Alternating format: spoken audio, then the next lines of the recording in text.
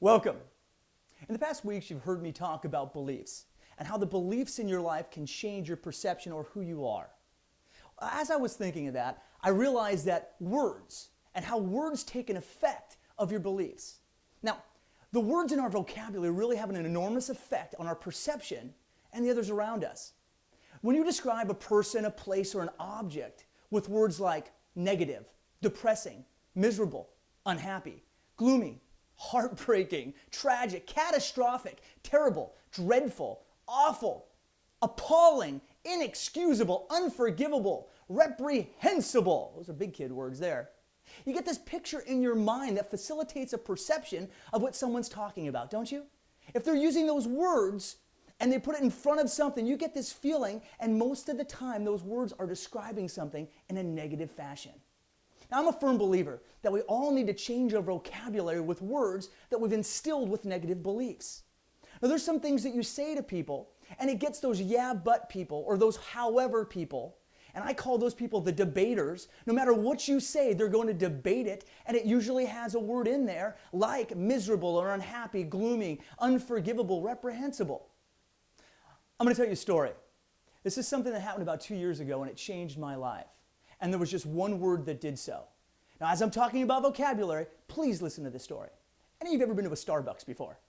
Come on, you've been to a Starbucks, you know what a Starbucks is. Ever seen a line at Starbucks? Usually runs outside the building, and there's people waiting. Well, I was in a Starbucks, and I was waiting. I was actually going somewhere to do a talk, and I had some time. I stopped in a Starbucks to get a cup of coffee. There was a gentleman in line in this long line. I had overheard him. He had one of those little ear huggies in. You know those little ear huggies that you have when you're talking that everybody has, especially when you're driving in California now. You need one. Now, he was talking so most people can hear him, and I don't know if he was doing it on purpose or not. But he said a couple things, one word especially that changed my life. I heard him on the phone, and he said, "Yeah, I'm in the Starbucks line." And I thought, yeah, you are. You're in the Starbucks line, and it's not that bad. You're just waiting for your cup of coffee. Then he said this, "Yeah, I have to go to work." I thought to myself, he has to go to work? He has to go to work today, or what happens? He dies? I have to go to work? Saying it in a negative way, that he was going to work. Now, it made me think that the word work, not being a negative word, but just the word work in itself. When I hear people talk about it, and they say same thing, yeah, I have to go to where? Work. When you're a child and you're at home, and your parents say you've got to do your home, work. When you leave your family, you say, no, I'm in a rush because I have to go to work. Sometimes when your children want to do something, you have to say, no, dad or mom has got to work today. And from a young age, children see the word work as a place that takes them away from things that they love. So as I was in the line and I was thinking, and I'm thinking to myself, I need to change that word. That word work is not a fun word to me, and I'm all about having fun. And somehow I'm going to change. I didn't know how. As the line got shorter and shorter and shorter and shorter, I got up there. I ordered my Venti half-calf because I can't have a full caffeine cup of coffee, but I ordered my Venti half-calf. I looked at the gal and I said, "How are you doing today?" She looked at me, she looked at the line, and she said, "I'm getting by." Well, just as she said that, I said, "You look great though today." Now, obviously, if you're in a Starbucks line and that's the person behind there, she took a step back and figured out, oh, we've got a live one here. Oh, no, right? Now, the other gal that was with her at the next register looked at me and said, "You're sure having a great day." And I looked at her and I said, "They're all great days." Now you can imagine. The person behind me backed up. Both of them backed up. And they're thinking, oh, we got a nutcase in line today. We can't wait to tell the friends about this. And the barista looked over to me and she said this, "Where are you going in such a great mood today?" Before I answered, because the answer was what? Work. I thought about it for a second. I looked her right in the eye and I said, to have fun and make some dreams come true. Now you can imagine what happened. It was like a fire alarm went off of a crazy guy in the place. The guy behind me is looking at me like I'm a nutcase. They start laughing and giggling. Now, agreed, when I went to go make my coffee, they were laughing at me and not with me. But it made me realize something. One thing about the word work, and the second thing about this, is they were laughing and smiling. And as I walked away, I heard them telling stories. I heard them saying things about, remember that time that Jennifer drank that cup of coffee and it came out her nose and we were joking? And I remember when I was in that good mood that one time and we were joking around here and they were laughing. One of my affirmations, if you've heard me say them, that it says, make someone smile today. And I had 3 of them, so I figured I was good for 2 days. But I made 3 people smile that maybe not have smiled because that line was so long. But it took an effect on me that I realized that word work is not going to be in my vocabulary anymore.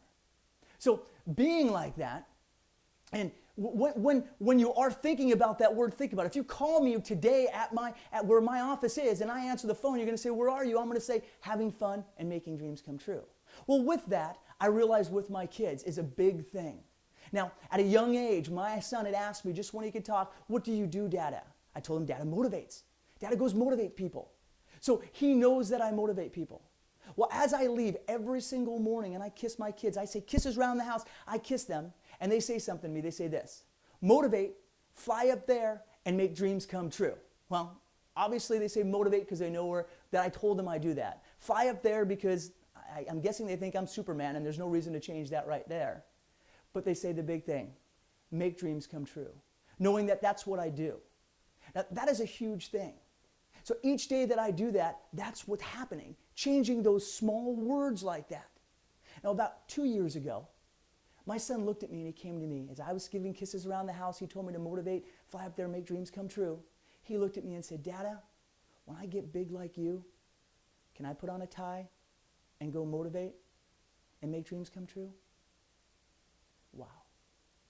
I realized right then and there, I had the effect on the life of my child and his vocabulary for the rest of his life. Now, it's a big thing to me that that happened. Now, you're also saying to yourself, Dan, you're probably brainwashing your kids. Well, maybe, but better me than, I don't know, entertainers, athletes, anybody else in their life that will have an influence. Better me than them. That's a big thing. As I said, this is not a difficult thing to do. Small little changes. When I say kisses around the house, my son looks at me and says, motivate, fly up there, make dreams come true. He's happy. Now, my daughter's a little bit different. She'll look at me and she'll get passionate. She'll look at me and she'll say, motivate, fly up there, and make dreams come true. And she'll get a little upset at me, like, you better get out of here and make something happen. That brings a smile and starts my day like unbelievably. When they call me, that's what they tell me. Now, most of you had started kindergarten if you have kids in that age. And maybe you had kids that start kindergarten. And early on, I had given my son a tie because when he asked me about put on that tie, I'd given him one. He plays with it. He puts it on. First day of kindergarten came. And he asked me, he ran up to me as I came up to him and said, Dada, he was distraught. I can't find my tie. What do you need your tie for? Dad, it's the first day of kindergarten. And I want to have fun and I want to make some other kids' dreams come true. And I need my tie. A tear rolled down my cheek as I took my tie off that I had on and put it on him. Now, obviously I didn't let him go to school complete with the tie, but the thought that he wants to make other kids' dreams come true is amazing. Don't miss out on these small words. You could start today and find those words that you associate negative thoughts and remove them, replace them with words that make you laugh, smile. It can be done, and it's not difficult. There was a great quote. It says, careful with fire is good advice we know. Careful with words is 10 times doubtably so. Careful with your words and how you use them and how you describe them. And from myself and my children,